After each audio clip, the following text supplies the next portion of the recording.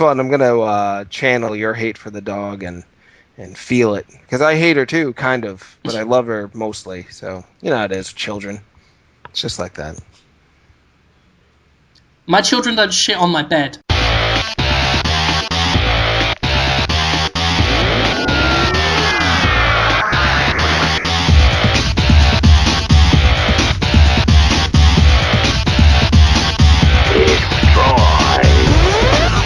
You sound fantastic now.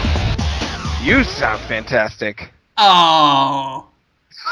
How you do? Oh, thank you. That is Okay. Well, let's start. Hello, ladies and gentlemen. I'll get to you people in a minute. I'm talking to my friend Jonathan Holmes and my friend Conrad Zimmerman at the moment. Can't be dealing with you, listeners, because we were talking about something. Then we can't use any of it because the intro was crap. But I want to get back onto this topic of the dog. You've got a new dog now, Jonathan. I do. I've got my eyes peeled on the dog at all times. Even now, I have to constantly be watching this dog because she's poop crazy. I thought I had her trained. She was doing good for a day, and then yesterday I found 3 mystery poops, all in different corners of the house. One of them smack dab in the middle of my bed, and I was miserable about that. Because I wanted to go to sleep. I was tired, and then it was poop bed. I couldn't sleep. I had to clean poop. The thing is, yeah. I can't be mad at the dog. Usually, if someone crosses my good friend Jonathan Holmes, I'm angry at them because I protect you like any lover would. But lover? I am an adult human. I am potty trained. I am toilet trained. I can use the toilet and wipe my bottom good and make sure I don't get drip wee wee on the floor. But if I were in your house, I think I would shit the bed. Your bed. I think if you left me alone, even though I'm perfectly capable of using an adult toilet, I would, if left alone in your house, do a poo on your bed, smack in the middle, possibly using rulers and protractors and compasses to get it exactly in the middle of your bed. Why? Why would you want to? It's very sad because you want to go to sleep, but being with poo on body or on face is the opposite of comfortable for psychological night lullaby sleepy time. So Holmes has a point here. He has a point. There's absolutely nothing worse than going to your bed and discovering that your bed is not in condition for you to sleep in. I recommend instead, Jim, that you just wait until Holmes is asleep, then climb into the center of the bed and just take a big steaming shit. Wow. That's interesting. This is why we have Conrad on. Conrad's a thinker. He's a thinker. I just think that would make everyone satisfied, right? I think it would satisfy me. Why would I want... I would also have the pleasure of... Because I'm going to be honest with you, Holmes. Yeah. I need you to see me poo. I need it to happen. No, you don't. Why? People want the worst things. Oh, my dog wants to poo on my bed. You want to poo on me. I don't want to poo on you. Oh, okay. Jonathan, please. You want me to watch? I want to be lying in bed with you, next to you in a bed.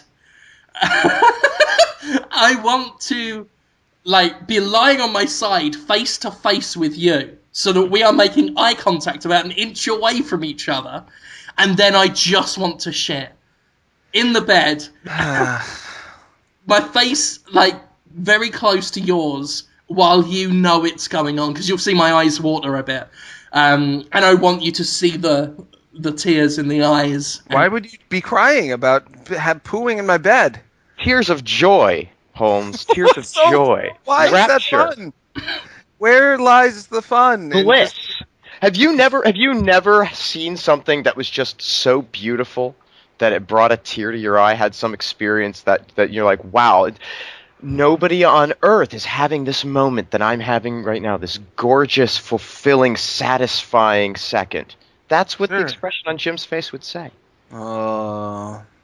Why? Why? Jim, tell me why you're like this. Why do you want to poo on me or poo around me? I don't want to poo. I want to poo where you sleep while you watch me do it. Why? That's not good. That's bad. That's bad. Right.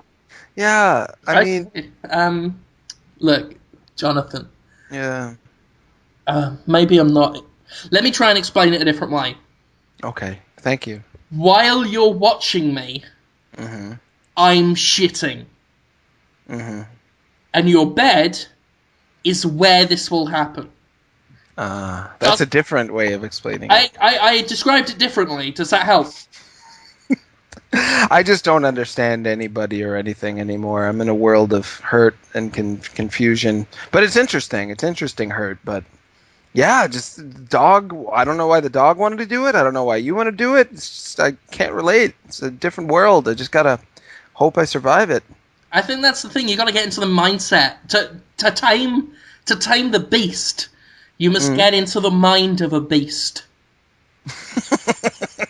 Sounds like a new Anthony Hopkins thriller with that Judd lady. Judd and Hopkins would be in that. I would like a film where Anthony Hopkins is a dog shitting in people's beds, and Ed Norton has to find it.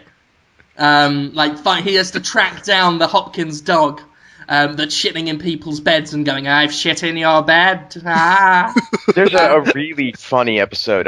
It's Always Sunny in Philadelphia is one of those shows that's very hit and miss, but there is one episode that's actually explicitly about this, about a mystery shit in the center of the bed. Yeah. Oh yeah, that was a good one with Artemis and Danny DeVito was in that one. Classic Danny DeVito stuff in there. DeVito's in almost all of them. Classic Danny. Yeah, these days he is. He's I great. love Always Sunny. I love Always Sunny. I've been watching season 7. Not so good. They focus less on the characters now and more on wacky scenarios, which isn't what I like the show for. But it's a show I have to watch with people who really like the show. Like, if I were just watching it alone, I'd be bored and fall asleep. But if it's something that, after E3, I was hanging out at Jonathan Ross's house, and we were watching it with a whole crew of people, and it was the funniest shit I'd seen on television in years. But I know I would not have been amused without the other people in the room to laugh at it with me. I get that. Yeah. Yeah, there's a lot of stuff like that. It's the vibe gets set in a perspective. You can take on a perspective where it seems funnier to you when other people are there with you that you like. You like the people around you, and then you can like the stuff you're doing a little bit more too. It's contagious. So maybe that's the problem, Jonathan. Yeah. Mm-hmm. Maybe you need some of your friends and family in the room when I shit in the bed. A live studio audience. A live studio audience like Keenan and we could be the new Keenan and Kel doing that for half an hour every week. You're just crying and shitting in my bed. I'll look at you and I'll go, "I'm shitting in your bed," and then you go, "Oh, here it goes." That would, some people would love that. Absolutely. I would. 3 right now. I'd watch it. A lot of people are blaming me, or at least a couple are blaming me for the dog pooping in my corners, in my poop corners, and in my bed, in the middle of my bed, because they say, "You love shitting so much, Jonathan, that the dog's just taking the cues from you." And I'm like, "I don't love shitting." And they're like, "Yeah, you do. I listen to Podtoid. You want to shit in that popcorn? You want to be a shitting elephant man? I'm like, "No, those are Jim's ideas." Like, nope, yep. Way to dodge the attack. Okay, sure, yep, yeah, okay. You don't like shitting, sure. And I'm just left totally defeated and wronged, and then I just go back to chasing my dog around, hoping it'll poop outside. No, she won't poop outside. There is nothing better to me than when the Podtoid listeners start victim blaming. Yeah, they enjoy it. Victim blaming in real life, by the way, terrible. Don't do it. When bad thing. When people are victims of crimes and attacks, don't blame the victim. But when Podtoid listeners do it about Podtoid things, I think that's swell. That's highly And when you say entertaining. Podtoid things, you mean just me getting shat on or getting hosed down, and or any number of what wasn't there a time I had to cut people's genitals open or something? They're still Dr. Genital. They're still talking. Yeah, Dr. Genital. Yeah, Dr. Genital. People because that movie, that Who short doesn't film. love Dr. Genital? People have actually said that's The Dr. Genital thing, that whole episode, that's the first time some of our listeners have said they actually felt sick. Like, not in any comedic way. They actually felt ill. Queasy. Teasy-weasy. Uncle Rumpel-teasy. People still love it, though. That short film I was in years ago is now on the internet, where I play a serial killer. And my friend made it, and he thought it was all good, and he tried to make it good. He paid money to film it, and he got actors and stuff. So he finally puts it on YouTube. He's all excited. People, oh, good cinematography. Oh, good acting. Nope, this is just like Dr. Genital. When are you going to cut open some genitals, Jonathan? And all comments. And he's just mortified. Like, oh my God, I God. can't Wow. Yeah. We're really touching lives here. We are. We're changing the world. One horrible shit joke at a time. Yeah. One cutting a penis open joke at a time. Yeah. It's good. It's good. Keep it up, listeners. I'd like them to get involved. Destructoid's a community.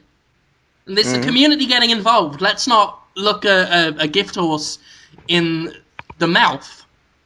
Okay. That's good that they do that. Where do you look the gift horse? Up its ass. Okay, I thought so. I thought you looked the gift horse in the anus, but I just wasn't sure. Yep, right up its ass. I thought that was just when you get a free horse, you don't want to check to see if his teeth are yellow. You just ride him around. I don't think you have to look in his ass if you don't want. That's if I got a free horse, I would check in its mouth because I don't want to be bitten by a horse with fangs. What if it's got fangs? You don't know.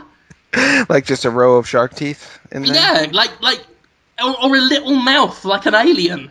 Oh, wow, that would be great. There could be anything in there. There could be a small... that is a really, truly terrifying image of a horse with another little horse mouth coming out. Horse mouth. That's a really There could fun be idea. a small man with a gun hiding in there.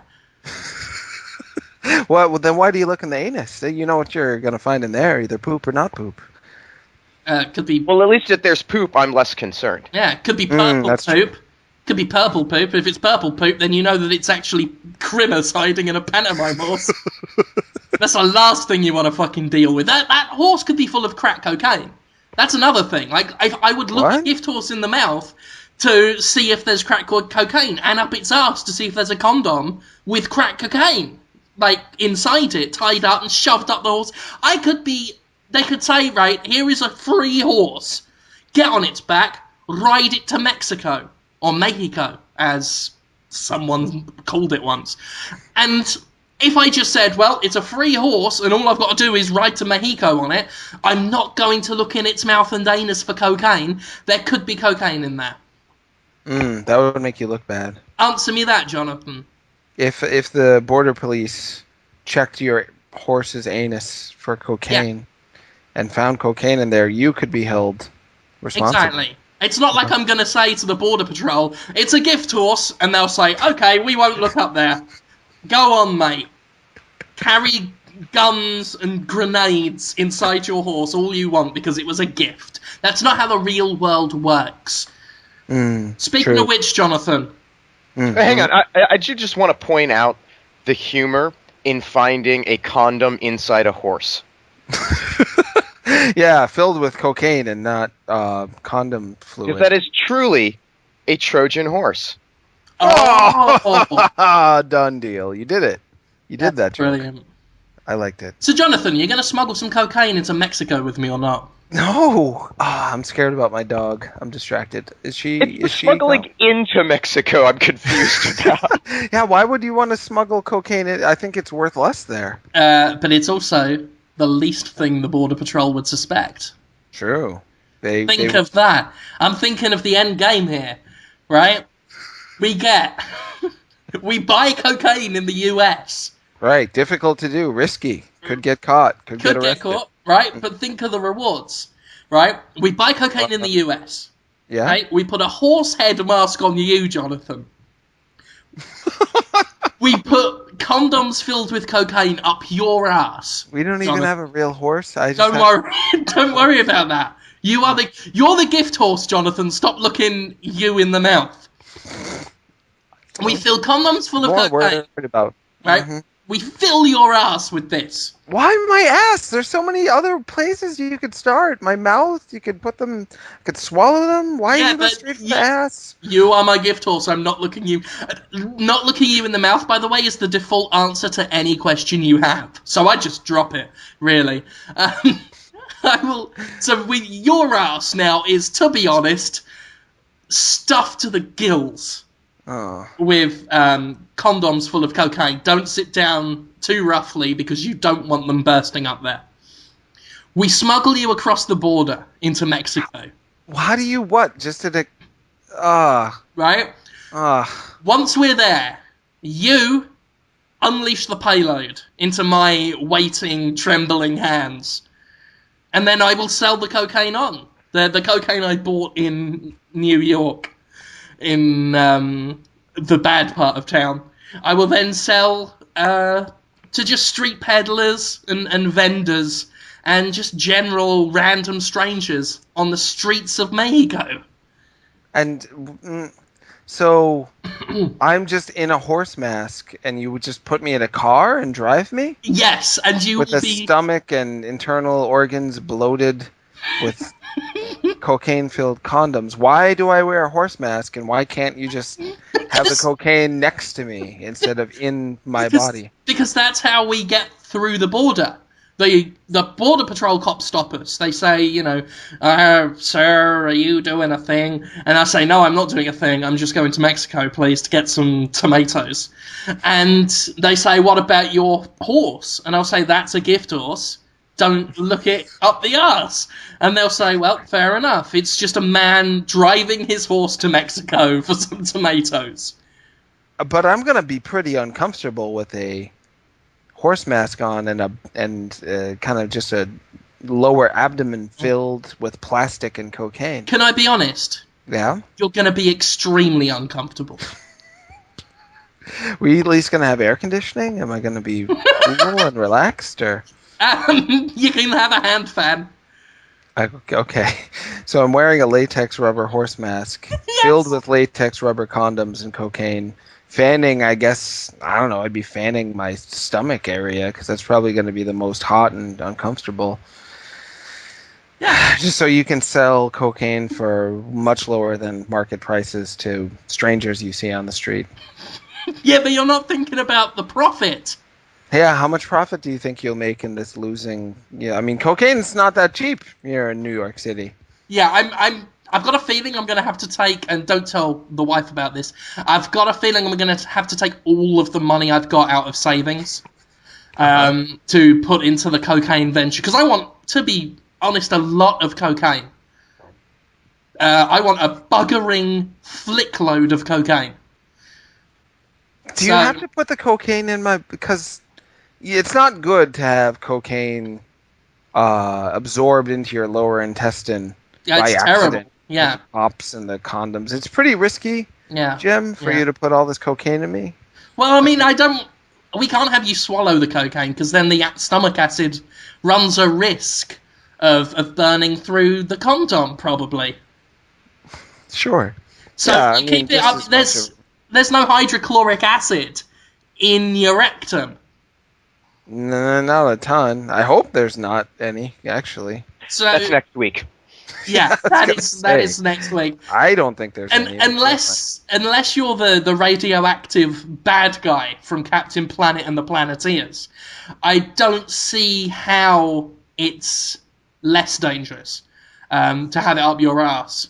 Actually, no, to have it in your stomach. I think it's less dangerous to have it up your ass, and it's more classic. There's a reason why drug smugglers put things up their bums. Well, and there's another perfectly good reason for it. There's a lot longer turnaround time you have to wait if you ingest through the mouth. It has to make its way through all of that intestine. If you just go straight to the ass, you can start plucking those bad boys out as soon as you reach safety. Yeah. Those bad boys. Yeah, I want what they call them. I want the salvo as soon as we cross the border. I mean, I want to still see the fence. While you're pooping condoms into my hand. That'd be so gross. It's yucky brown condoms with drugs, illegal drugs, and I'd be so sad and sweaty, and well, at least I'm not going to die this week. Got that You're going. not going to die. Jonathan, you will be, right? God, your wildest dreams are coming true. You'll be a horse pooping condoms in Mexico. As your ideas go, it is not the most lethal. Yeah, So, like I said, you. think about the profit. We're gonna lose so much money. Right, We would lose yeah. upward to, $100,000 on that. On the plus side, the standard of living in Mexico is much, much lower. It's much, much lower. The money we make back, we'd be able to live like moderately impoverished middle-class people on the streets of Mexico. But here's the thing. I mean, in terms of money, we will make a loss. Right. I will cop that. I'll take that on the chin, Jonathan. I'm not above reproach.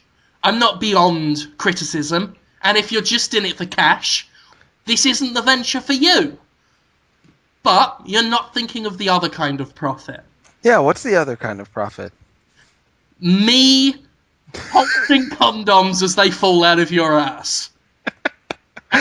There's some spiritual currency there, I think. Well, I think you'll find Wow. that is priceless. No. Nope. That is real trouble. It's not the worst trouble. No. See, I've been so filled with trouble ideas over a year now. Be filled with latex coat condoms. That this idea isn't as repulsive to me. It's worked. If that's been your plan, kind of an aversion therapy, to make it so bad, all the other ideas. So when you finally do get me around, you can just be like, hey, can I just put a condom in your ass and then poop it out? I'll be like, well, so you're not going to kill me or tie me up or put spiders on my face or invite people into my house to beat me and have prostitution happen? You just want a condom? Sure, I'll do it. Jonathan. I mean, compared to what I'm expecting, this is it's kind of tame. Jonathan. Yes? You can't put a price on a man-horse pooping condoms. I think that's the message of this podcast. Because we've been talking about get-rich-quick schemes, making money, monetizing podcasts. Mm-hmm. We talked about this. You came up with that idea, Jonathan, of making children work in sweatshops for us. I forgot about that one. You obviously wanted to shit in popcorn in a movie theater for us. Did not. No. But this week's episode, especially in light of companies like EA and Zynga, in fierce legal battles, a lot of money being thrown around, a lot of materialism. They say greed is good, but it's not. I think we got to talk about spirituality, currency of the soul, good feelings, and good times with friends. Things that you can't buy, Jonathan, in a shop. Things that you, Jonathan, your golden coins can't exchange in order to obtain, Jonathan.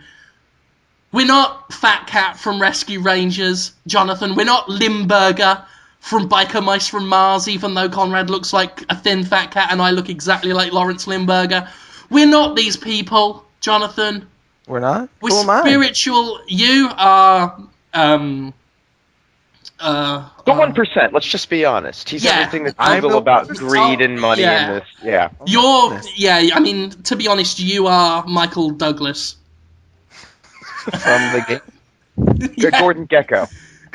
You're the men that were bad in a film. And now I need to be made good man by pooping on friend? Is that right? That's the best sentence I've ever heard. I'm just trying to make sure I understand what pooping on friend.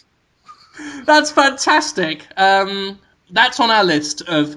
Because that's what this episode's about. It's about giving you, Jonathan, spiritual well-being. Because you're not a happy man of late. You've got... No, I've been pretty stressed out. You've gotten a new job recently. You've been promoted. I demoted. Did I tell you? I fired myself. Oh!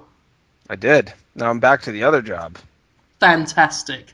But still pretty stressful because the whole place might close. Ugh. Ugh.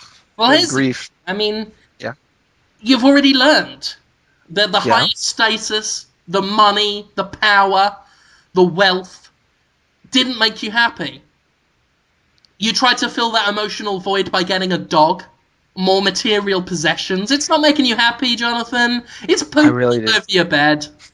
I didn't want the dog, really. I like her, but yeah, we were saving her from being put in a shelter where they kill dogs. You wanted to be Michael Douglas. You wanted to live like he did when he played Gex. The gecko?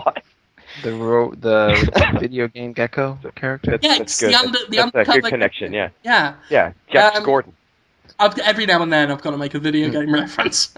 I'm under Sure. contract.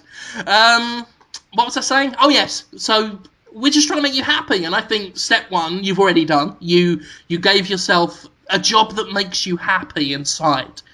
You know, where you get to lick the faces of patients like that guy in Terminator 2. Who licks Sarah Connor that time? Linda Hamilton's face, yeah. Well, he was He's just mean, yeah. like a lump of a dude, just thoroughly disgusting. Always has been. I like Yeah, he's that. a gross guy. And you take Yeah. money for rednecks to have sex with the comatose ones like in Kill Bill. Oh, I don't do any of that stuff. Man, the stuff I had to do today, I can't even tell you. And people kept trying to hug me.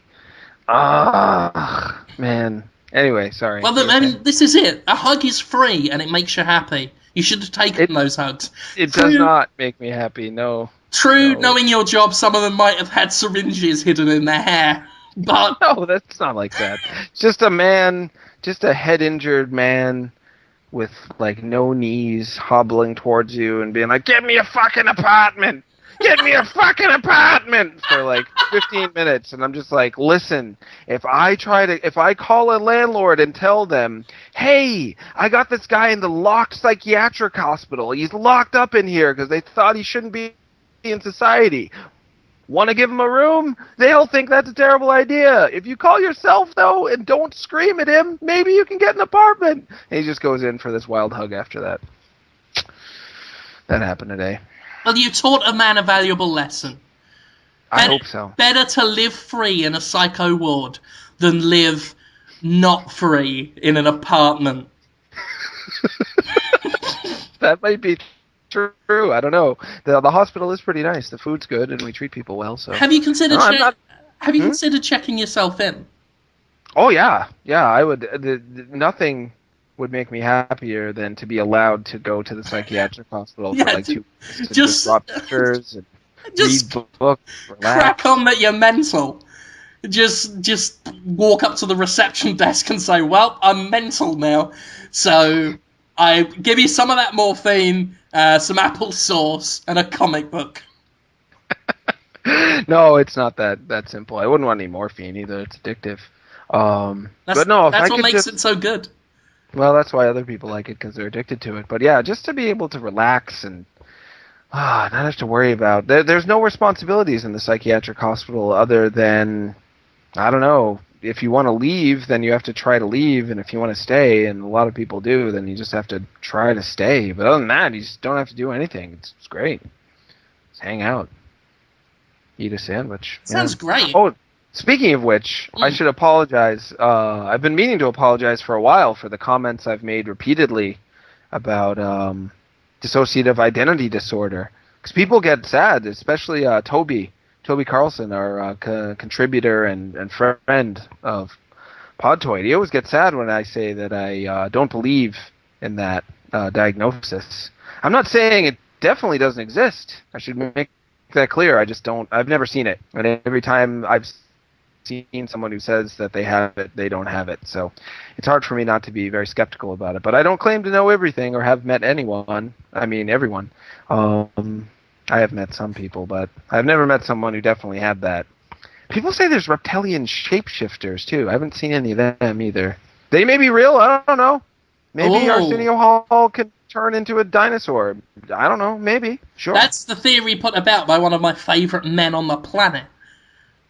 David really? David Icke used to be a I've heard about him. sports commentator, I think, in Britain, and then just decided he was bored of being a respected mouthpiece, and just decided he'd crack on about aliens and reptiles and the Illuminati and all that kind of business. I love reading about the guy. I want to go to one of his lectures one day.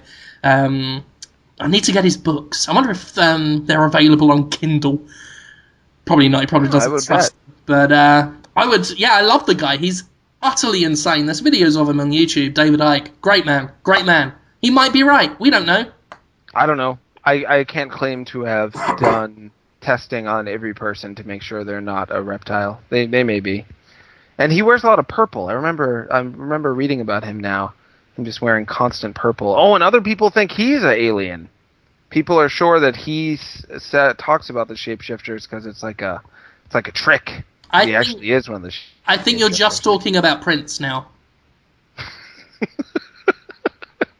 Purple Rain Prince? That Prince? That Prince, yeah. No, he's a good prince. He's in my top 10 princes.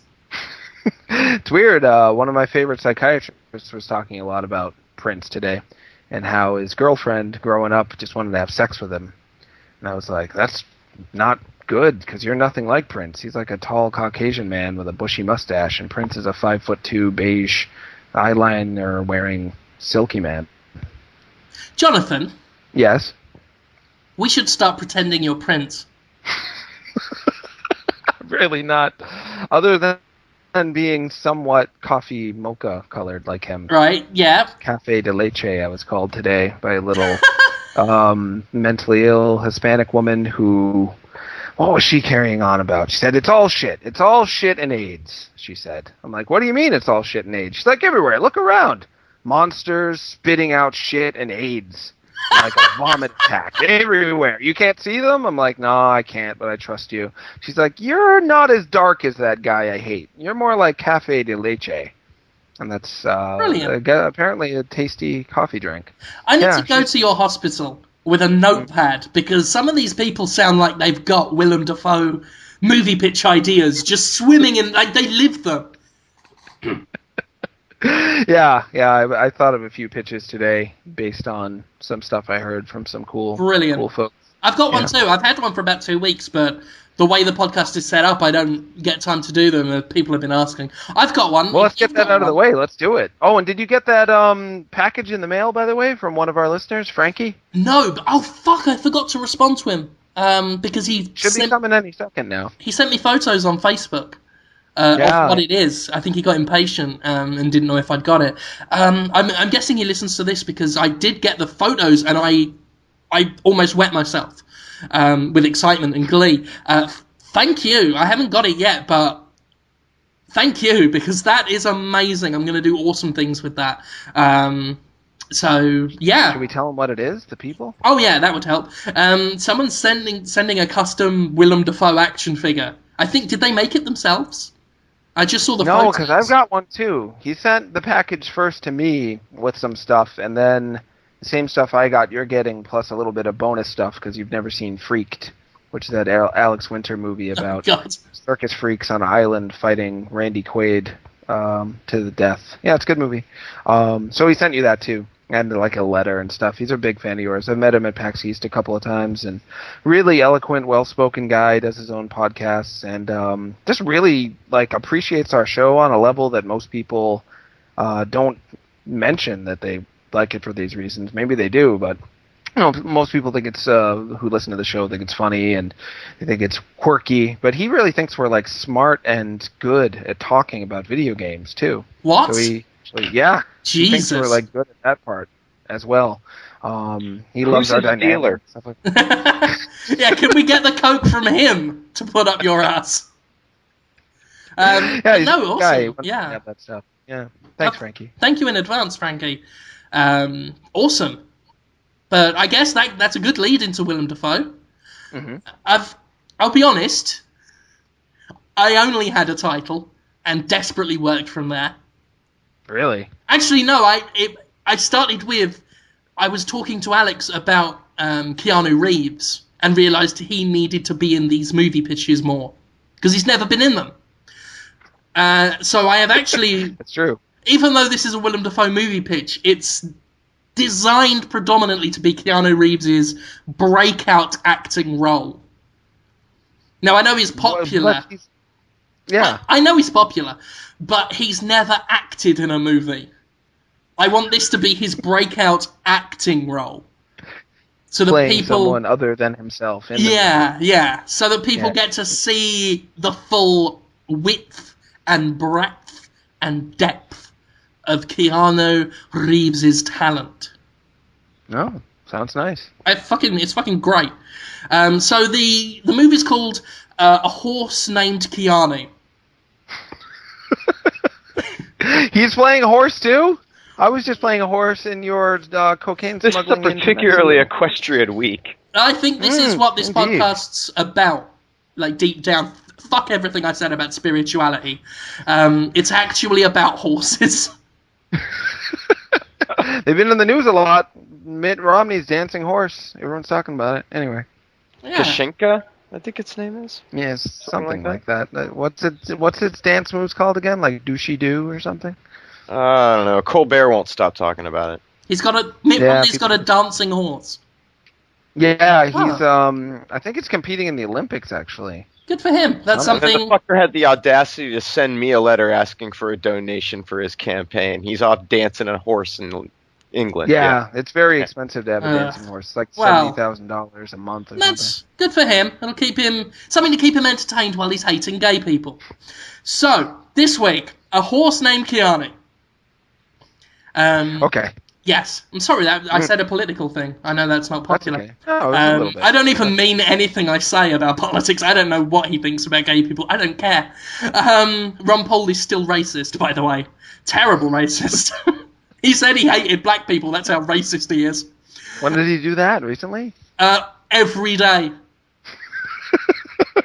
We haven't had any Ron Paul jokes recently. He stopped being even kind of important. Yeah, well, I haven't forgotten him.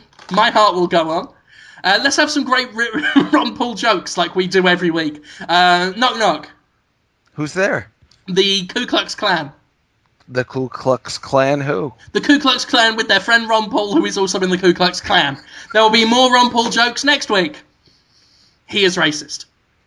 So, a horse named Keanu. Willem Dafoe plays a farmer called Farmer Animals. Farmer Animals. I'm Farmer Animals! And welcome to my farm! He says that at the camera, directly at the camera with his head not moving at all. And that's how the movie starts. It's really close up. In HD, you can see every pore on his face. He's sweating profusely, and he's red, where he's like red-faced, where he's just screaming it. I'm Farmer Animals, and welcome to my farm. Wow. The camera pulls back from it, so it's like a big reveal.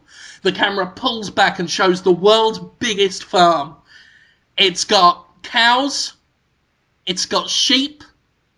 It has got water slides. Whoa. Water slides with just ducks and chickens on rubber pool floats, just going round. It's like the most awesome farm in the world. Every year, Farmer Animals selects one of his animals to take part in the America's Best Animal Show. Sounds good. Hell yeah. Like Charlotte's Web, kind of? Like the pig contest with Wilbur? Kind of like that, yeah. But far better. Okay. So he picks, like, his most amazing animal. Like, the year before, he had a chimpanzee, which doesn't even belong on a farm. So he won a trophy for that. The year before, he had a rooster that went to space. Built its what own duck? rocket. A rooster.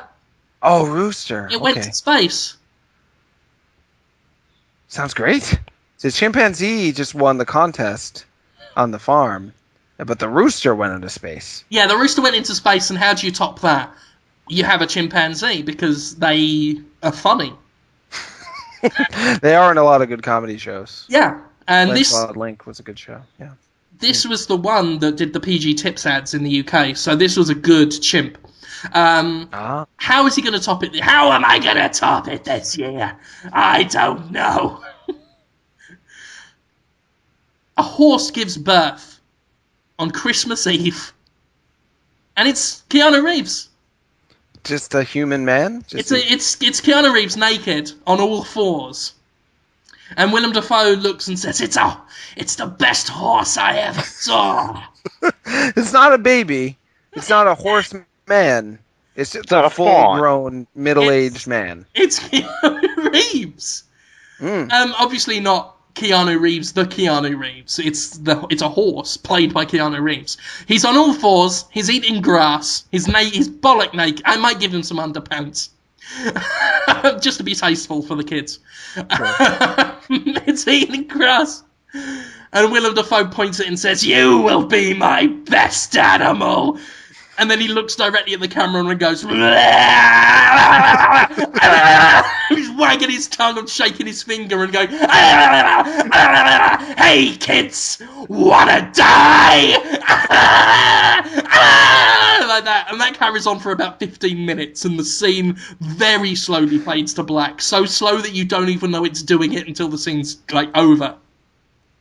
So what do you think of that for the first scene? Well, anytime you ask someone if they want to die, it's gold. I mean, that's the best question ever, isn't it? Well, because just say no, usually, right? I want this film to be remembered. You brought up Babe. No, you brought up Charlotte's Web, but let's talk about Babe. That had Babe's good too. The famous line, "That'll do, pig." Classic. Oh, sure. That'll do. Jack Bauer's dad said that. In The Goonies, you had that famous line, "Truffle shuffle." Sure. We grew up watching these films. Yes. And they imprinted themselves on our memories as children. Mm-hmm. So the new generation, I've got a child in this house. I want something for him to remember and talk about.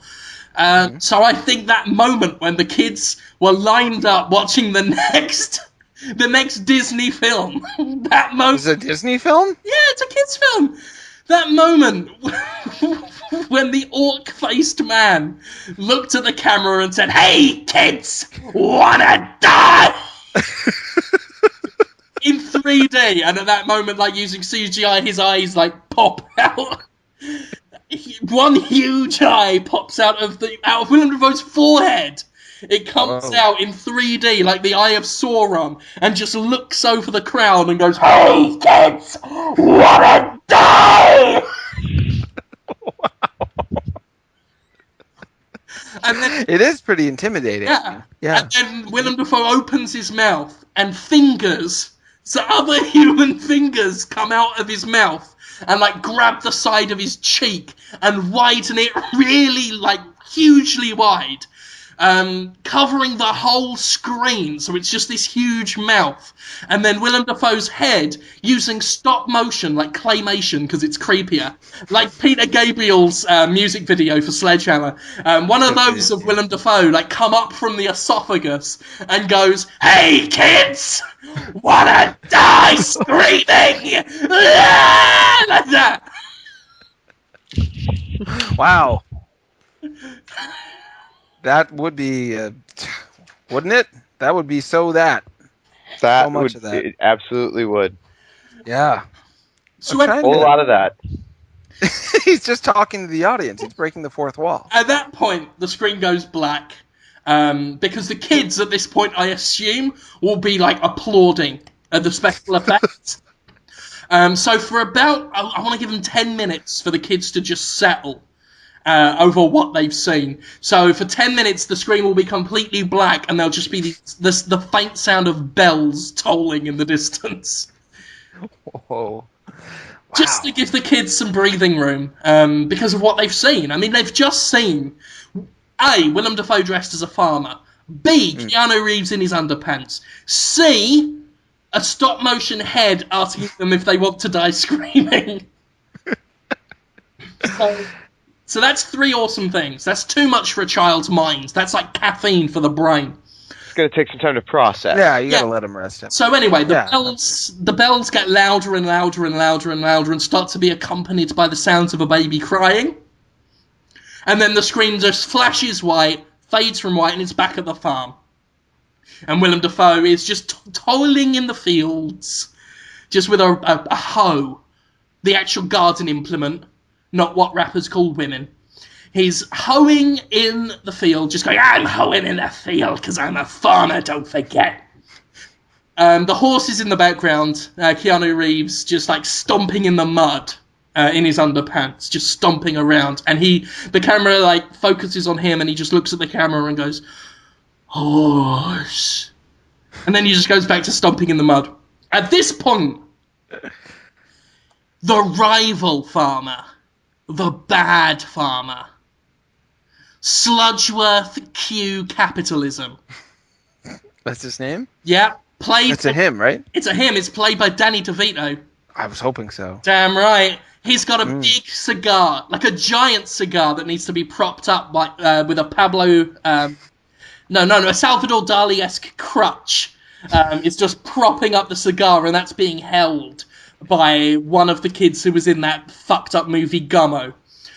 He's holding the cigar up like that, and he just waddles in and goes, hey, Willem Dafoe. He stopped calling him Farmer Animals. I'm Sludgeworth the farmer. I'm an evil capitalist, and I like joiking off in a pile of money. And I'm gonna win the Best Animal of America contest this year with my animal. Feast your eyes. And Willem Dafoe is confident. He holds onto his breeches and says, I don't think you're gonna beat my animal. They're so abrasive, both of them. They're just a gravelly, angry, always angry They're acting. duo of... It's called passion. When you're a Hollywood actor and you're angry, loud, obnoxious, you break things, you hit women, it's called passion. Yeah, you're an artist. You're an artist. You care about your work. You care so much about the fans, and that's why you killed that person. So, Willem Dafoe says, I don't think you'll beat me. I got a horse named Keanu! And Keanu looks up and goes, oh. And then Danny DeVito goes, yeah, well, take a look at what I got. A pig named Vin Diesel. And Vin Diesel comes in his in a G-string, I think, crawling on all fours. And he looks at the camera and goes, oink, oink, oink. What is wrong with Keanu and Vin? These are men who can talk with words normally. Not when they're playing animals. They just say, well, it's like Keanu's like a Pokemon who just says what type he is. He just says horse, right? No, sometimes he goes, ugh. And Vin Diesel just says oink oink? He goes, oink, oink. Because that's how Vin Diesel acts. He is kind of marvelous. Every now and then he might go, Riddick, Riddick. I could have sworn I've heard him be like, now's the time to go get it done, or something like that. Yeah, wanna drive? Does he say that? Don't know who he was fucking with. I got He can be acting. And then Willem Dafoe goes, that's not very impressive. And Danny DeVito says, yeah, well, look what else he can do. And at that point, whoa, Vin Diesel gets, rears up on his hind legs. And by that... Oh, he was on all fours at this time? They're both on all fours, him and Keanu. They're horses, Jonathan. Horses Come on. I'm sorry. Gotta make this believable. We gotta keep this within the realm of believability. I apologize. I'm sorry. It would shatter the illusion for the kids if they were just walking around as bipeds. So anyway, Vin Diesel and for another thing, I can't believe that you would think that actors of the caliber of Keanu Reeves and Vin Diesel wouldn't insist that this role be played on all fours. Yeah. Oh, But they're not even getting allowed to... All right, yeah, sure. When I spoke to Vin Diesel on the phone, he said, well, I've been doing this on all fours. And I went, of course you will, love. So anyway, at Sludgeworth's beckoning, Vin Diesel rears up on his hind legs, which means he's just kind of on his knees, and starts rubbing his chest. Like he leans backward, and he's rubbing his chest up and down with his eyes closed and his head rolled back, just like Christina Aguilera in that Dirty video. And then 2 fine, thin sprays of milk jettison from his nipples. And Danny DeVito rubs his hands and says, you see that? White gold! That's normally what cows do, and I got a pig that does it. And Willem Dafoe goes, ha ha ha ha! You think that's impressive? Look what my horse can do! He bounds over to where Keanu Reeves is. Gets on his back. So Keanu Reeves is on all fours. Willem Dafoe is like riding him, legs straddling him. And goes, do your thing, a horse named Keanu! At that point, Keanu Reeves gets a massive erection. It's so big his penis hits the ground, sticks in it, but it keeps on growing, so it's like a big leg stick stilt. And like a pole, just lifts Keanu and Willem Dafoe up into the air. And it's pixelated, it's blurred out, so the kids can still watch. It lifts I thought the underwear was just stretching like the Incredible Hulk. No, no. At this point, his pants are gone. We don't explain where they went. Okay. But we pixelated his like anus and his penis and testicles. So you wouldn't get grossed out. So it's still tasteful. It's safe from Exactly. I don't want to distribute porn to minors. I just want them to know what they're seeing. But not details. Yeah, Willem Dafoe will look at the camera and say, just to be sure, that is his penis. Just so the kids know. So anyway, the penis is lifting them both up. It's just growing out, like straight out and down. A like rigid, long, consistent pole, like a bean pole. And is it expanding in width too, or is it just very long and skinny? It's just long and respectively thin. And it lifts them both up while Willem Dafoe takes off his cowboy hat and goes, yeehaw! And it goes upwards and upwards and upwards out of the Earth's atmosphere while while Sludgeworth is looking up and he like spits out his cigar and goes, well, I never. And then looks at the camera. He's impressed with this. Yeah, and he looks at the camera and says, I also know it's his penis. Danny DeVito. Yeah. With a giant cigar. Yeah. Yeah, it's a pretty gay movie. It's a pretty man and younger, more attractive, naked other man being. We're not trying to be political here. It just there's a lot of it feels like there's some stuff. Are you worried that there would be issues with families and so forth not, being interested or even protesting in some way a film that's so focused on male on male on male on male action? I'm not worried about it. It's pretty subtle. Like I said, it's not. I'm not politicizing this film at all because that's got no place in a kids' film. So anyway, Willem Dafoe winks at the camera and says, "Don't forget to vote Democrat." And as Keanu and Willem bust through Earth's atmosphere and head toward the sun at a rapid pace, the sun? That's dangerous. It gets hotter and hotter. And Willem Dafoe says, time to say hello to the sun! Vote Democrat. He starts catching fire. Willem Dafoe catches on fire, as does Keanu. Willem Dafoe looks at the camera again as his flesh is just melting at this point. The flesh is melting off the bone. And his eyes burst. And his tongue, is this huge fiery lash. And he just looks at the camera and says, "Hey, kids! I'll skullfuck your mothers in hell!" And then he burns up to ash and it's nothing. And then, Danny DeVito, it fades to black and then a text comes up that says 15 years later. And it's focused on Danny DeVito on a podium saying, "And I honor my friend.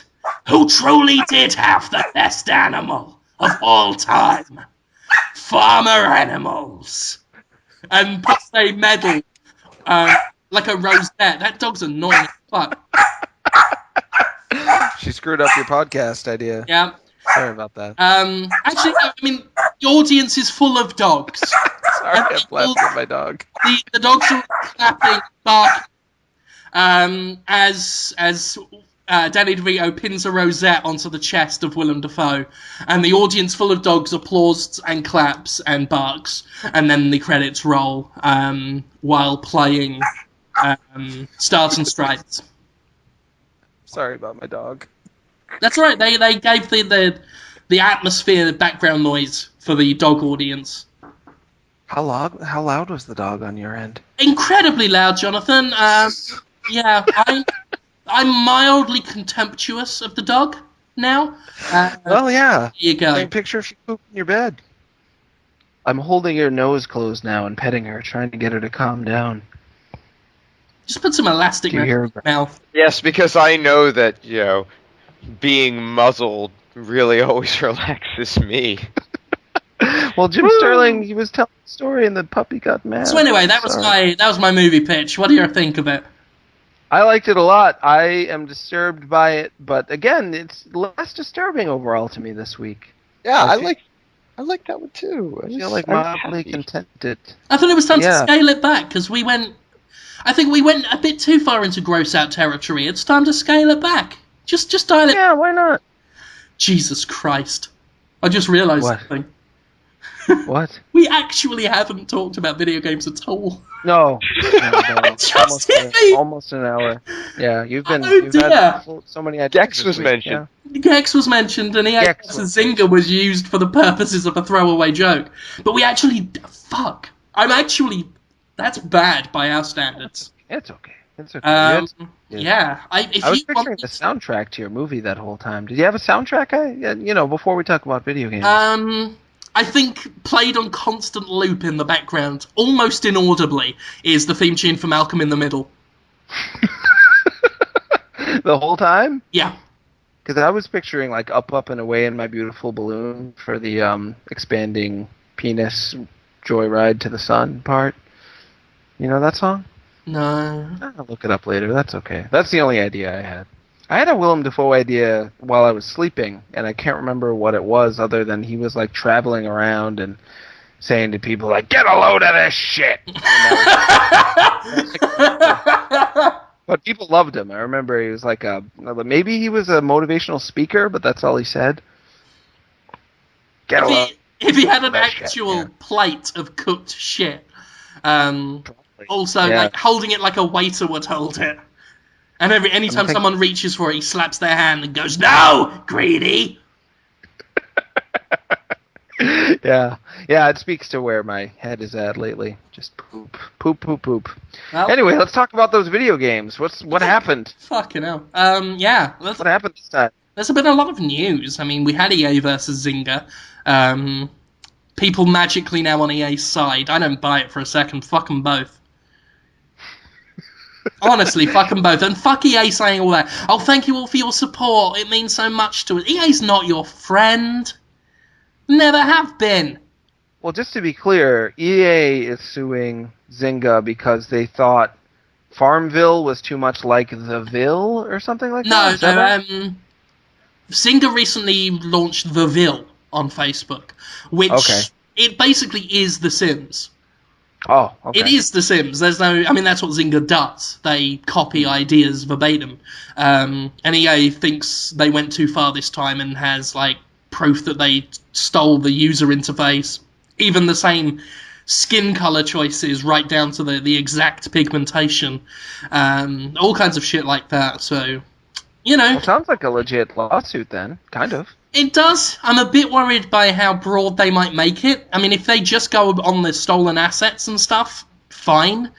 If they start trying to say, they copied the idea, therefore sue them, that's where I get worried about a potential precedent being set. Sure. Hopefully it doesn't go that way. But either way, I mean, I'm not... A lot of people are saying, oh, well, I'll root for EA in this because fuck Zynga. we should not be rooting Yeah. for anybody anywhere in this. This isn't something that the consumers need to get involved in.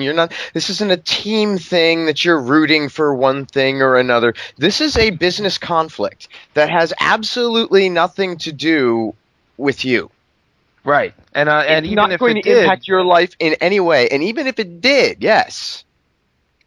even if it did, it is like a guy who beats up kids and takes their money, beating up another guy who beats up kids and taking their money, so he can fund his beating up kid, taking their money fund. A bit snappier, but more it. offensively. Sorry? I can't look at it like that. I can't, I mean, I don't. You don't begrudge big. I can't because it's like petting a dog that you don't know and getting pissed off that it bites you. We know who these companies are. By and large, we pay attention, but most people don't. Mm-hmm. And they're going to, but they are big companies. I think we should all be aware and cognizant of the fact that by and large companies do not have our individual interests in mind. Absolutely not. We should know that. The thing I said today, it's like EA kept its mouth shut when people were looking for companies to support the fight against SOPA and PIPA and all that stuff. EA kept its mouth shut. I see no reason why we on the internet now should leap to EA's defense. EA had a perfectly reasonable, understandable purpose behind not, speaking out against SOPA, and I understand the reasons why they did it. It's fine. I respect them for it. Because that it's their business, and they have investors, and they have it. Are they wrong? Is the law freaking stupid? Yeah, but they have investors they have to answer to there. I get why. Do I ever want to buy anything from them again because they're sackless? A little bit, maybe, maybe just a little bit. Yeah. I mean, sure, but you don't feel a need to root for either guy. You can't root for either guy because they are just. I mean, what are we? Is this a dog fight? Are we all like standing around in a circle, raising dollar bills and throwing these two animals? Because that's what they are. They don't. Here's the thing. We do. When Activision tried to sue EA over Brutal Legend, people had a dog in the race. They love Double Fine. They love the developer. The developer makes the game. Yeah. The developer is a very beloved studio. Tim Schafer is, adored. And people wanted Brutal Legend to come out, and Activision wanted to stop that. That's a good... EA had people on side there. At that time, Activision was the most hated company in the industry, and EA was its rival. That's like the best rival ever. That would be like someone telling me, hey, Jim Sterling, everyone who hates you are all pedophiles. I'd say, fucking great! I don't have to do anything! And yet somehow EA had that win. They had that paedophile victory. And somehow fucked it up to the point where Activision looks positively saintly when stood next to EA. And Activision hasn't done anything to change. And I think EA's cottoned onto that fact. So they looked around and said, who's worse than us? Only Zynga.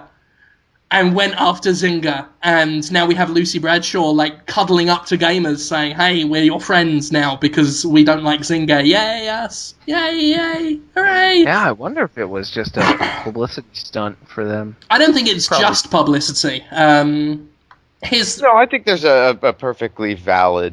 they got a claim. Yeah, they got a claim. Not only that, but they had recently called out Zynga as their next big rival, because that's what EA loves to do, passive-aggressive slap fights with people that usually don't give a shit about them. They subtly slag off Call of Duty every year, they go after World of Warcraft all the time, and then they went after Farmville with the SimCity Social, and had that big ad campaign with more city, less Ville, and clearly calling Zynga out. So not only do they try and get PR by going after a worse thing, there's also the monetary, a somewhat decent, solid claim in court. And they had already positioned Zynga to be a rival, so it's nice and coincidental and good for them that they get to take them to court. When Zynga is currently failing, Zynga is a decent target to hit right now because they've got no money. They could, if EA won, they could potentially kill Zynga and go down in history as they could go down in history as the company that killed Zynga, and that'll probably earn them a lot of credit until they do what they did when they humiliated Activision and somehow spend all the credit they won on something dumb. So I don't know. I'm not falling for it either way. I fuck them both. Indeed. Yeah, that's good attitude. I think. Yeah.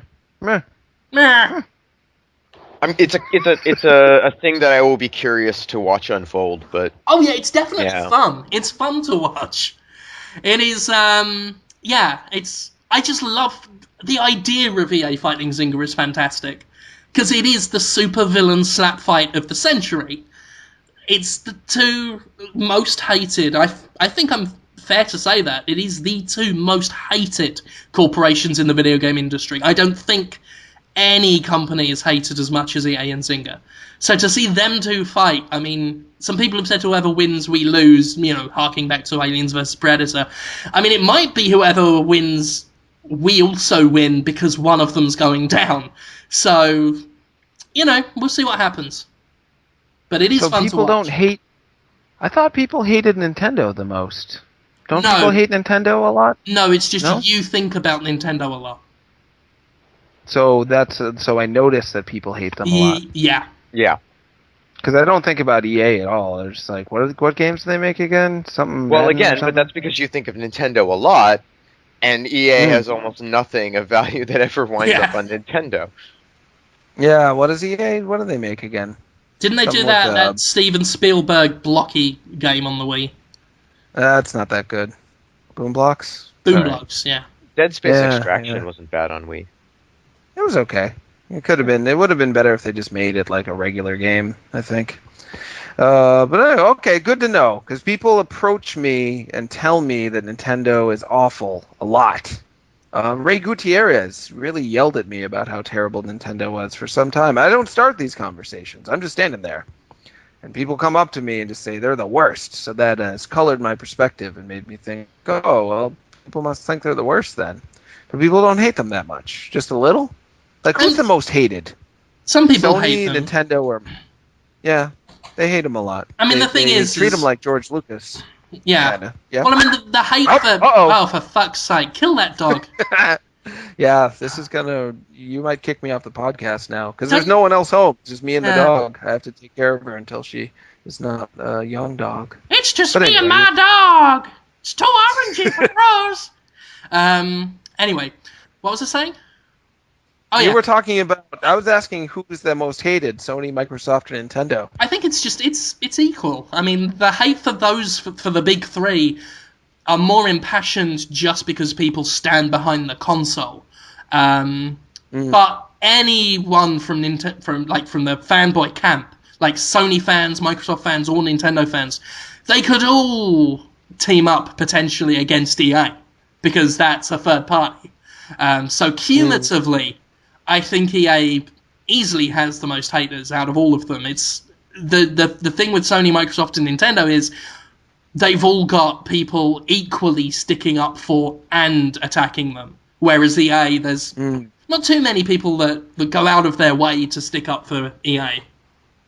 I don't know. I think it was pretty fashionable to hate the Wii and the DS. Not as much the DS, but, people on Destructoid naming themselves Wii sucks and I hate the Wii. And then Shia LaBeouf saying, if you play on the Wii, you're not a real gamer, which is funny in a lot of different ways. Do you remember when LaBeouf said that? LaBeouf? Only you remember it. Yeah. You carry it in your heart as this burden. Yeah, I just don't remember people saying that all PS3 games suck or something. Do they say that? PS3 has no games? Do people say that? Not so much anymore. I think a lot of the traditional console war stuff is, now that we're near the end of the generation, it's kind of evaporated, and I think it'll reignite when the new generation of stuff comes in. Yeah, the only time I hear it really come up to see anymore. If people... it was back in the early days where we had, Chad Warden and people like We Sucks and all this kind of stuff. Now it's people are tired of it, and it won't be till we get the next Xbox and the PS4 or whatever they call it it'll get people excited again and drawing the battle lines. Sure. Well, to me, the console wars, if there's any use to them, it's that it does cause people to think about what they value in video games and kind of try to champion the company that best represents their values. That's like fanboy fighting at its best, is when it's not just like mindless loyalty to a particular company, but when a company actually does something that you want video games to do in general, when they're moving them in the direction you want them to go. And I think it kind of makes sense to root for a team. Hey. You know, like if you like, yeah. Hey, if only the US elections were like that, right, guys? Politics? Wow. Oh, God. Oh, God. Hey, guys, do you remember when I made that great satirical joke about the US election? Oh, God.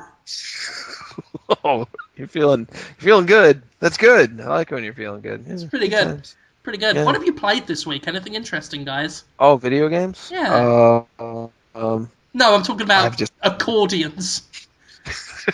I've been taking care of this dog since it's been a solid week. Today's the 7th day, so play a little theater rhythm to help wind down and go to sleep at night, but that's all I've had time for. I've been outside with a dog. Ugh. Anyway, how about you guys? Well, I've had family running around because I got married. Well, you got last married. weekend. Oh, fuck yeah. I was supposed to Yeah. bring that up at the beginning of the show. Whatever. Yeah, how'd that go? Yeah. We're all still here. Yeah, no, it went really well. We're getting photos together, and I'll point people to where those are for anyone who's interested in seeing. It was just real simple. The ceremony was less than 5 minutes. We're not big on ceremony, and so had a friend up there officiate and a couple of quick paragraphs, and then we're signing the marriage certificate on each other's backs, and off we were, and that was that. But we held it on the balcony of this. Yeah, we held it on the balcony of this building that's a converted warehouse, and so like the outer walls go out to the curb, but it's all torn down. Like it's like it was an empty shell of the building, but they only used half of the building in the construction of the new building, and so they gutted the rest and left the outer walls up and turned it into a parking lot.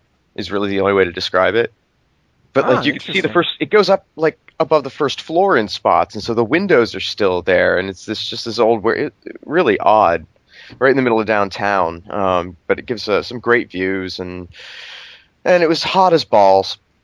Oh my God, it was ridiculous. Like the hottest weekend we've had all year, for whatever reason, turned out to be the weekend of the wedding. So that was brutal, but it did cool off towards the tail end of the evening, and nobody got too drunk except one guy, who's then checking out all of my young friends. As you do. Yeah. Yeah. Sure. Well, wedding, Yeah. the thing that happens. Was he not a young guy? Was he an old man? Kind of. Yes. Kind of. Older than us then, because we're not quite middle-aged yet. Quite a bit. Let's double you, and we're starting to get somewhere. You will insist on inviting Aqualung to your wedding. Aqualung. That is an old group for people that don't know. Yeah, didn't they do, what did they do? Inagata Davida? Or is that Steppenwolf? No, Aqualung's the song by, what's his name? Jethro Tull. Tull, yes. It's about a dirty old man. Here I am explaining the joke. Yeah. Oh, yeah. Sitting Sitting on a white fence. Is that it? Park bench. What's that one about? Yeah, park bench, yeah. Isn't there a song about a smell? Jonathan, I explicitly What? add you on Podtoid for your supposed, alleged Jethro Tull knowledge. You're letting the team down. Sorry, I'm really tired. It's been a rough week. Oh, God. Isn't there a song about a smell, though? What's that song? It's like, can you smell that smell? You moved What's too that far away. smells? What? I was going to say you were dog tired, but you moved too far away from it. So anyway, I had my family all running around. I played a little La Mulana during the week, but the best part, I have this. It's good. My map is getting large and annoying, but I have this 4-year-old sister-in-law. named Elsie, and she's just absolutely adorable. Just the sweetest, most energetic, fun, bright kid, and she loves to play video games. And so, I was trying to find something to occupy her. And I'm going through my games, and I realize, oh my god, I have Once Upon a Monster, and I have Kinect, and I have, like a legitimate use for it now. I have a reason to have this in my home. And so I hook it up, and I get it in there, and she's just staring at it. And we're trying to explain that, well, no, you use your body and you move. And her mom says, yeah, instead of a remote, you use your body. Your body's the remote. And she says, I don't want to be the remote. That is the best child. It was so precious. I won't lie, if I was that dirty old man at the wedding, I'd have been staring too at that point. Wow. That is the best child. And that right there. I did think immediately. That right there goes back. Oh, out kids, of the mouths of babes. Yeah. Kids don't understand remotes. They're too complicated for them. There we go. Yep. Yeah. So then we gave her... I didn't give her Meat Boy. I was thinking about giving her Meat Boy to play. What did I have her play? Oh, Mega Man 9. I gave her Mega Man 9 to play a little later. And she seemed to have fun with that. How'd that go?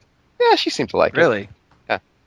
She was doing pretty well. It's kind of hard. From Once Upon a Monster to Mega Man stage, and yeah, but she was making progress. I was impressed. Good stuff. Yeah. Huh. That's good to know. That's positive. Yeah, I honestly think that it's adults who get intimidated by controllers sometimes. The adults I know anyway. Kids are ready for a challenge and don't give up when things are hard. Kids are great. Everything's Life hard. hasn't beaten them down yet. Yeah. And here's the thing, like exactly. most kids have grown up with controllers. We grew up with controllers, and we're adults now. So essentially, Kinect is for people who are nearly dead. What kind of market longevity have you got there? Let's sell things to people who are nearly dead. Hey, works for the Republican Party.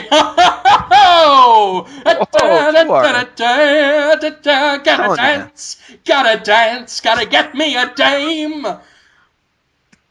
You're a lot like that guy this week. You know that guy who plays the piano and he's like, boom, doom, doom, doom, doom. Hey, Miles Standish always said, that kind of thing. No. You're just like him this week. Oh.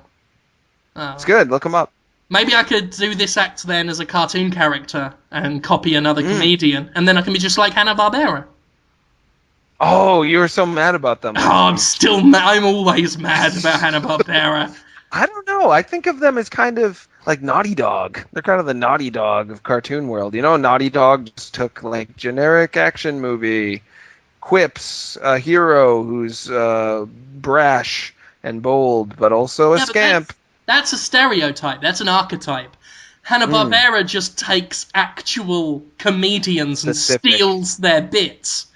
It's if Nathan Drake looked and sounded like and just did the script of Last Action Hero or something, then yeah, but I thought of all the movies you could have selected, Last Action Hero, really? That's where you went? Like, I'm thinking Indiana Jones, or, The Mummy, or, there's countless Drakey films at Last Action Hero. I love you, Jim. It's good. It's a good movie. Anyone else been playing any shit? Video games? I miss them. No, I can't wait to play them again. I'm excited. I'm really excited about Code of Princess right now and The Last Story, both of which are coming out really soon. You guys know about them. You going to be reviewing The Last Story, Jim? Did that come to you yet? It's not come to me yet. It should be with me soon. Yeah, I assumed it would be. And Code of Princess, I'm really, really excited about it. I've been reading a lot more about it. I don't know if you guys know about it. It's like Guardian Heroes on the 3DS. It's an online beat 'em up. And most of the characters are women. They were designed by a artist that worked on Street Fighter and also 9 Hours, 9 Persons, 9 Doors, which is a good DS game. And they're really doing some interesting comedy stuff with the game, too. It looks legitimately funny while being a quality beat 'em up. Cool. Can't wait. Yeah, 3DS. Excited about it. That's I think Atlas is putting that out, too. I think it is, yeah. And then the Persona 4 fighting game, I'm really excited to get that. I don't know if I can... You've seen what it's just doing this podcast, though. I've been muzzling a dog this whole time, so I don't know if I'm going to be able to do anything ever again. Oh, sad. That's your life now. You're just a walking dog muzzle. That's how I feel, yeah. Yeah, sad. But I am You excited. could free your hands up, though, by sticking its entire muzzle up your ass. And then you could just have this dog with its like upper and lower jaw up your anus, just hanging from you between your cheeks. And then you got hands free. Yeah. For some reason, I still have Aqualung stuck in my head, so I was picturing. Hey, Aqualung! Is that how it goes? Yep. Huh, you're so knowledgeable. Yeah. My brain's totally dead. Do you guys want to do any questions? It's almost time to end the show. Come on, let's do some questions. No. Come on. Well, maybe you sure? One or two. Tell them we don't Let's do 3. Come on. Yeah. People have been launching them at me since last week. By the way, I just want to say I played Darksiders 2 a lot. Oh yeah, review. I wanted to ask you if it's something that I need to get into my heart immediately. I think it's fucking great. Can I say that? Fuck it. THQ ain't got the money to stop me. Said with love. They're gonna be so mad that you said it was awesome ahead of. Yeah. Actually, I think they only embargoed the review. They seem to be cognizant of the fact that people are talking about it, because I wasn't allowed to talk about the Crucible until a certain time. Yeah, I'm really enjoying it. Death is a great hero. Like a great video game hero. Because he is... Like, I thought he'd be very much like War, the same brooding, miserable archetype. He is, but it's almost played up. But very... like, he's not a comedy character, but there's just something funny about him. Just this way he kind of hates anything alive. Anything that's not him or one of the other horsemen, he's just got this general contempt. He's really condescending toward the player. Like if you try and make him pick up some loot that he like he's overburdened or he's got too many health potions and you try and pick up one more, he'll say general things like, I can't pick that up, or I can't get this, and then just every now and then he will just in a really smarmy way just go impossible. Just in this really, just how the fuck did you think you were doing that? And he's just got these weird little touches like that. Like, he doesn't crack jokes, but he says things in such a deadpan, caustic way that I find him really engaging as a hero. Really enjoying it. That's a good game. Different. It is quite the different experience from the first Darksiders. Like, the foundations are there, but they take it in a lot of different places. Is it less Zelda-ish? Very much so. Still kind of Zelda-ish. They still got some of the root of Zelda, but it's not as shameless as it was. It's because it's gone a lot more in the Western action RPG style of progression. Oh, okay. So it's a nice blend actually between Zelda-esque and action RPG-ish type stuff. But yeah, I mean, I probably shouldn't say much more than that. But I will say if get it. I will say that. I think it should be gotten because I would very much like to see it do well. Because I really want to see this series continue. I love Darksiders as a thing. I've loved the style, loved the ridiculous story, loved the character designs, and I thought the first Darksiders was a beautifully made game. Beautifully made game. It was AAA quality in a game that wasn't AAA. And didn't perform like AAA, unfortunately. But it should be. It's got everything that should make it a fantastic blockbuster franchise. And I hope it happens because it deserves it. I think the visual guys deserve it because they clearly give a shit about what they do. I have more hopes for the sequel doing better than the first one. Everything about it just looks more like if you're a first timer playing it. War, I couldn't really get behind that character just looking at him, but Death just has he doesn't have a face, so you can kind of put yourself into him a little bit more. He seems a little bit more original in terms of design, and Just everything about it seems to be more appealing. So I'm hoping it sells better. I think that he it doesn't might. look And like. they said that. Oh no, sorry. I was just gonna say he doesn't look like your typical video game protagonist. War was Yeah. There was something somewhat generic about War, whereas Death just looks so different. He's not quite like anything you've seen. Yeah, he's kind of a badass, skinny Skeletor, kind of. That's how they described him, anyway. The people who made it. I thought that was cool. And they also said they'd make a third one if this one's really successful. But even then, I heard THQ already say, but if we did make a third one, it would be like way smaller because we just can't keep making these giant Darksiders games for whatever reason, which is kind of a shame. But I hope they at least get a chance to make a third one. Yeah, I could see them wanting to go smaller actually, because to go from sprawling and then something a bit more focused, it would make sense to me. I think. Yeah, well, as long as they get to do something, that'll be good. Yeah. You remember Luke Bernard? Yes. He's asked us a Podtoid question. Fantastic. Game designer Luke Bernard. Yeah, he's working on a lot of good stuff right now. He's shown me some behind-the-scenes stuff that I was really impressed with. He's got some really good people on his team and some good ideas. Anyway, he asks, would you have sex with a video game DVD? That's what he wants to know. I guess. I mean, ouch. Would you put it in you, or would you go into it? Just like a little hole there in the middle? Or? Is it weird that I think I've already had this conversation at some point before? I think we did. I think we've talked about it before. Is... I've often talked about fucking a DVD hole, and because just the image of it while it slices your giblets to pieces is nightmarish. Yeah, it seems uncomfortable. I would like to see an updated Hannibal. Where Hannibal Lecter, instead of getting Mason Verger to cut bits of his face off, gets him to fuck a Skyrim disc. People would watch that. Yeah. Yes, indeed. Yeah. Yes, indeed they would. Whoa, so many questions. 30 have come in since then. Yeah, I'm going to scroll through them real quick. You guys have any other hobbies other than video games? Asks the James Awesome. That's a long Twitter handle, @theJamesAwesome. Hobbies? Not really. I don't really have any. Sometimes I start to draw a comic book or something, and then I stop. I might help make one of Anthony Birch's video game ideas. Been talking to a few people about helping me do that, but stuff that's completely unrelated to video games, very little. Just some reading, some comic book reading, a little bit of movie watching. Can't think of anything else. No. How about you guys? What are you doing? I like to read. So yeah, I do you're a reader. I am a reader. But other than that, it's not. I used to paint miniature figurines, and I think one day when I have a space that can accommodate that, I have no interest in playing miniatures war games because they're long and boring and complicated. But I find painting the figures to be very relaxing.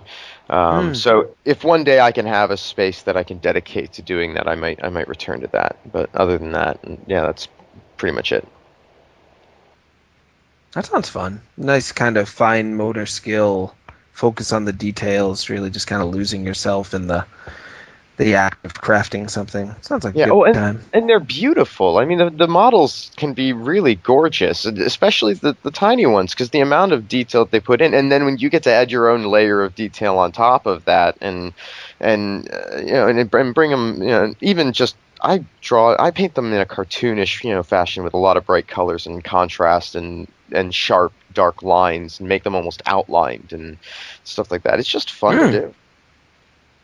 Oh, you got some style to it. I did a couple of Warhammer kits back in the Warhammer days when it first came out, or when I first heard of it anyway. I was probably like 18. Haven't gone back to it, though. It's too expensive. How about you, Jim? What do you do other than video game talking? I get into a lot of things and then get out, in and out. I'm still as fatty as I was when I was a child. But as we've said before, in the past few weeks, I'm into comic books quite a lot now. Been reading up on the old Batmans. The last issue of Dark Knight, the New 52, was Scarecrow, who I've said before is my favourite comic book villain. And Scarecrow now is rocking the syringe hand from Arkham Asylum. I really excited me. He's got a the syringe glove that he uses in Arkham Asylum, and stab Batman in the chest with it. So that excited me. I like to collect bits and bobs. Obviously, I like getting Xenomorph stuff when I can and displaying them around my office. Reading. I've fallen out of reading. I used to read a lot, but hoping to get back into that. And like Conrad, I used to do the model painting and whatnot. I used to do the get Warhammer stuff, but couldn't afford it. But some of the local guys, some of my the new social circle I made in Mississippi are talking about getting back into tabletop gaming and stuff, so I might get back into that.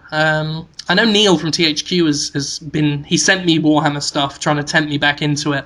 Might have to give the Chaos Space Marines another go. He's really into it. Neil's really into the Warhammer stuff. He tried to talk me into it too, and I was just like, dude, I've been down that road. I know where it leads. It's only madness is there. Thank you very much. But I love to paint them. That I doesn't love seem like the models. it ends. No, it really seems like really how people get addicted to. People love getting more and more tattoos. Like they get one, and then before you know it, they have 50. Seems like that's how Warhammer can be. Just never want to stop. Jim, have you seen the episode of Batman the Animated Series Season 4 called Never Fear? Jim? Maybe. I watched them when I was a kid, so can't remember a lot of them now. I might have seen it. I don't remember it. Jim. It's so good. It's the best one. It's one of the best ones. Here's the premise. Scarecrow thinks, hey, I've done the fear gas. That's good. How about I make not fear gas? And sprays it on people, and they can't be afraid. And see what happens with that. And some really interesting things happen. In the end, Robin has to kick Batman's ass. And isn't that a hoot? I love when Robin kicks I think they did that in the comics as well. Yeah. Like, because Batman stopped being afraid to kill people. And almost killed a guy. I think they did that in the comics, and then too. Robin kicked his ass? That sounds good. It was either that or Nightwing. Nightwing. He's alright. But to me, people like the Superman-Batman fight because it's like, oh, such a powerful guy, Superman versus a regular guy, but Batman's not really a regular guy, so I'm like, come on. It's just a super powerful guy versus super rich guy. I like it when Robin kicks Batman's ass. That is an interesting underdog matchup, if you ask me. I don't know. Can we do this question from Hipster Jacob? I just want to because he's one of the few guys who just openly calls himself a hipster. He's really owning it. Fair play to him. Hipster Jacob. Yeah. He says, are there any genres that you may not enjoy that you feel need a massive surge in innovation to make them interesting again? What do you guys think? Any genres in general? Getting stale? Well, I find more that the genres that I'm not interested in playing, they have a following. They continue to make games for them. They don't need to shake it up just to satisfy me. It's doing fine. Well, that's how you are. You're not very selfish, Conrad. You're always like, if other people like it, then they should keep doing it. I'll just play something else. Well, yeah, other people are making things I like. So you're not without stuff to do. Yeah, it's not an issue. It's not like everybody took away all my games. I used to get pissy about that with multiplayer because I was never interested in multiplayer. And I used to get pissed off that they were taking away my single-player games. But my single-player games aren't going away. They never actually went away. There are less of them that I'm interested in playing. But that's fine. They're still there. Sure, you got plenty of other stuff to do. Yeah. So would you say... Is there a genre, though, that you used to enjoy that you can't get into anymore because it's either gotten worse or just gotten stale? Well, I think I'm not really into RPGs anymore, but that's more a fault of time and being a different person and not being able to invest, 80 hours into a game necessarily without good reason. Sure. And then what do? Do you just make them shorter? I mean, that would be fine. I'd be okay with that. I don't care about gameplay length. I care about being told a great story. Now, if you need 80 hours to tell a great story, that's totally understandable. I respect that. However, if you can tell me exactly the same story in 10 hours, somehow, I don't care how, without sacrificing the overall enjoyment, just if you can give me that same story, I would prefer 10 hours. Then 80. But other people would say, I'm not buying a 10-hour game. Are you kidding me? I'll spend my money on something that I get more bang from a buck. That's fine. They're all Southern guys that say that. A lot of times to me that seems like tedium more than, progress, I guess. Yeah, I constantly think about how I have, maybe 40 more years, 45, until I start to get really just senile and maybe gonna die. So, like, every second counts, and it's got to be a good second I'm having, always. Yeah. So when I'm playing a game, yeah? I was just saying, I've got no problem paying $60 for 10 good hours. Oh, no, that's still, that's cheaper than minimum wage. I couldn't pay a guy legally to fillet me for that. That's a bargain. Right, yeah. Done it before, do it again. The people that say, 10 hours isn't enough, it's like, do you really want 80 hours of just grinding?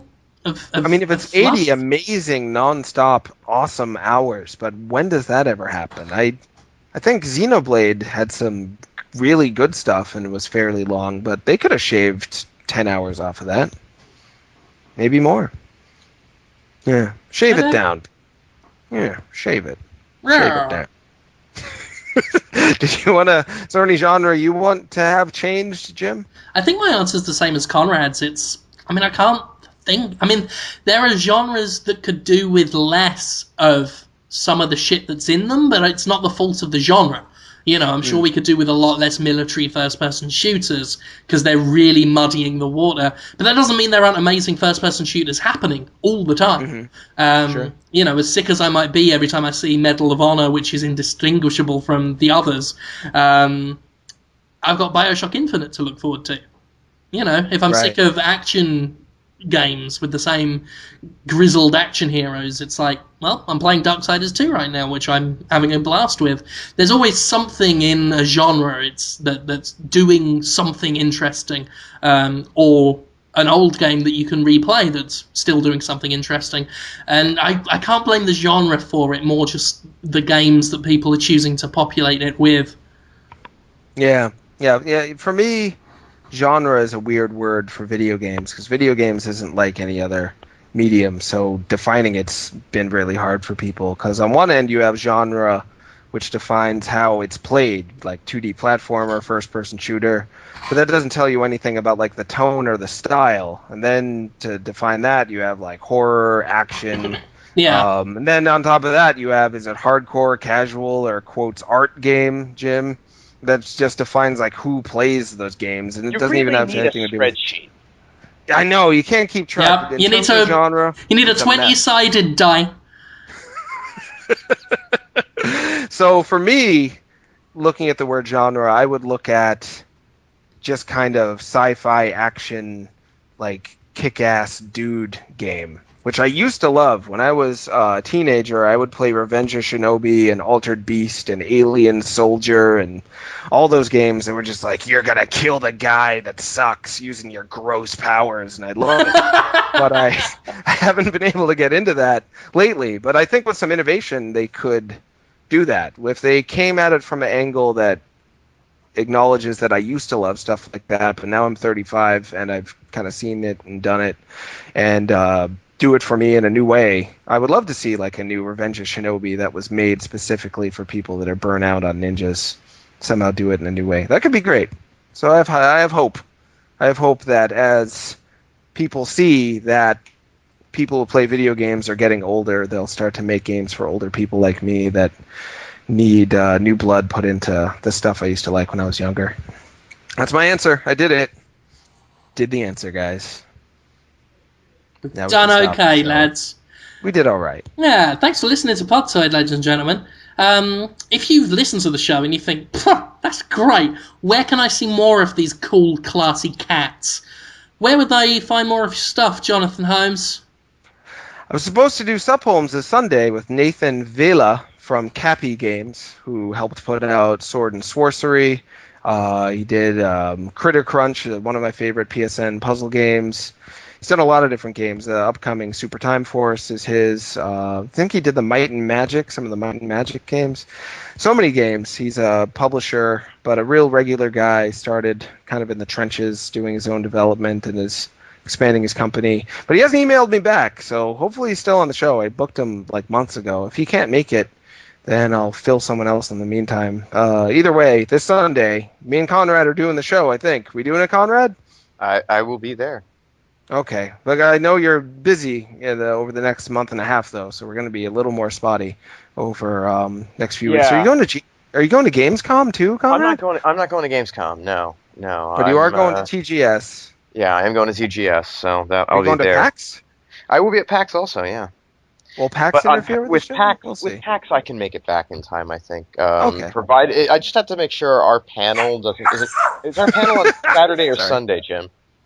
Ours is Friday this year. Oh, Friday? Then yeah, it's not a problem. I can be home by Sunday afternoon in time to do the show. I think that's a good sign of their trust in us this year. After last year, that they're actually going to put us as one of the first panels in front of everyone else rather than the very last one in case we destroy the auditorium. Maybe they've forgotten. Yeah, that's sweet.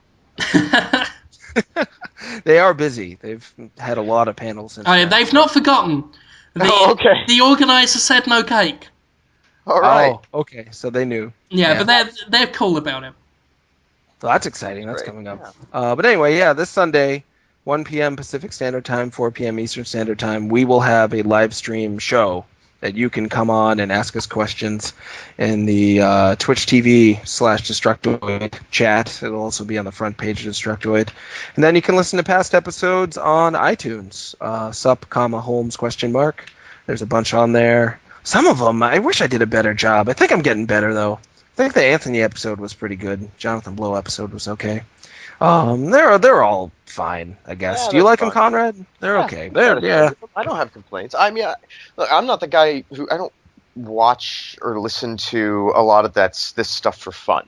You know, by and large, it's the things that I watch and listen to. It's because I'm trying to get more information on how to do it well. And so, I do really like the show, though. It's one of the few that I think I probably would listen to, or at least have idly on in the background while I did something else. That's not bad. So have this on in the background. There was pay attention to some of it. iTunes, the ratings, we've got like 40 ratings now, I guess. I was just I don't obsessively look at it, but every now and then I go check. And but what was interesting is that we had like 37, I think it was, 5-star reviews. Of the 40. And then there's one that's a 4-star review, and that's mine. Right, you. And it's sometime in the last week we've gotten two 2-star ratings, and I don't know where they came from. Did they write about it too? No, that's the thing. They disliked it enough to rate it 2 stars, but not so much that they had to explain why. Interesting. Maybe they hate Anthony Birch. Could be. Yeah, he does have people who hate him, and others who love him. I love him. He was on the show. It was great. We talked about Borderlands 2. It was fun. Making that. Yeah, it's really awesome to see him just writing a 300-page script and be so passionate about it. Good on you, Anthony. I'm proud of you. So that's all I'm doing that I can think of. Hopefully I'll do other stuff, but I can't promise I'll get it done because this dog. You should see this dog right now. God damn her. I don't want to look at it. Cute. Yeah, you hate it. You hate her. Yeah, don't blame you. Conrad, what you up to, my boy? Oh, I got, let's see, I got a preview I can't talk about. Okay. I'm going to try and do an office chat this week. So hopefully get that recorded tomorrow and then that up on the page by Thursday. And then, you'll want to check out Sup Holmes. Got Saturday Morning Hangover this Saturday, which I haven't even talked to Jordan. Oh my God, Jordan was so darling at the wedding in a sport coat and jeans. Aww. Yeah, it was cute. And Alex Ryan was there too. Oh, great. How's he doing? He's doing fantastic, actually. I went out for the bachelor party, and we went out to, it was just me and my best friend because I don't really know anybody locally, and most people weren't in town yet. And so we went out to a few places, but one of the places we wound up was this local bar arcade. And, we're hanging out and having a beer and trying to figure out what to play. And then all of a sudden, Alex Ryan is just on me. Dyson's just hugging me.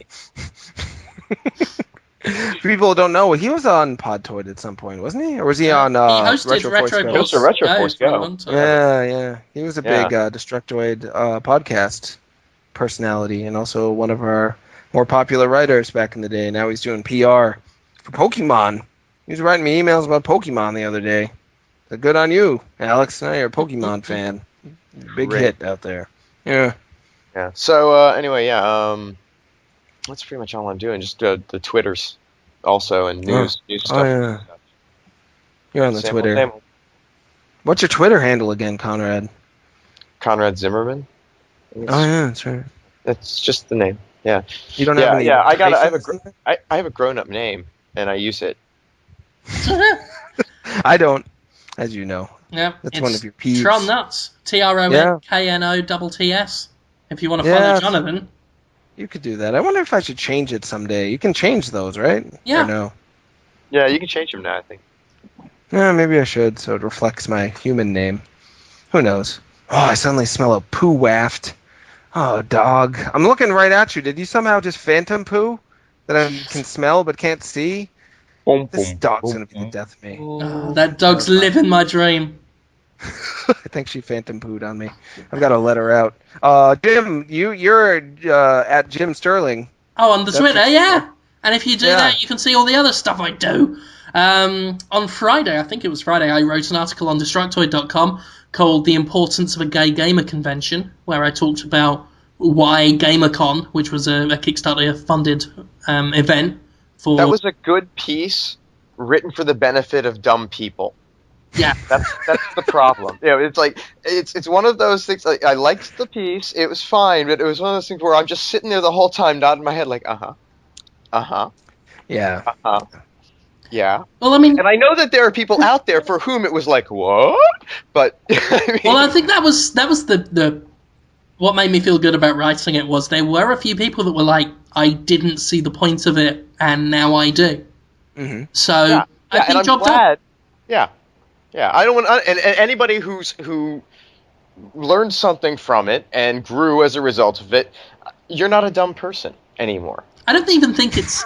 I think it's harsh to say dumb because no, it is. It's not the fair. problem with the problem with privilege is we don't know we've got it until it's really pointed out. Until it's there. I don't know what that was, but sorry, you don't know what you got, and I was like, oh god, do we till it's gone? Can I do it? Can we get it there? Can we? Yeah, no. So, premarital sex. Let me tell you something. Don't know what you got till it's gone. Wow. Yeah, so I did that. If you go to escapistmagazine.com, I've got my video show there every Monday called Jimquisition.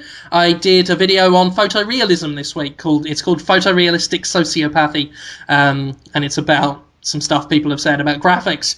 I think that's it, really. I've got my Darksiders review coming on August 14. Looking forward to getting that up because let's go. So, well, I talked and burped. I don't think it came through. That's it, really. Thanks for listening. Vote for us on iTunes if you want. Get our app on Amazon if you want. It goes on your Android phone if you want. Listen to that if you want. We'll see you next week if you want. Bye. Bye.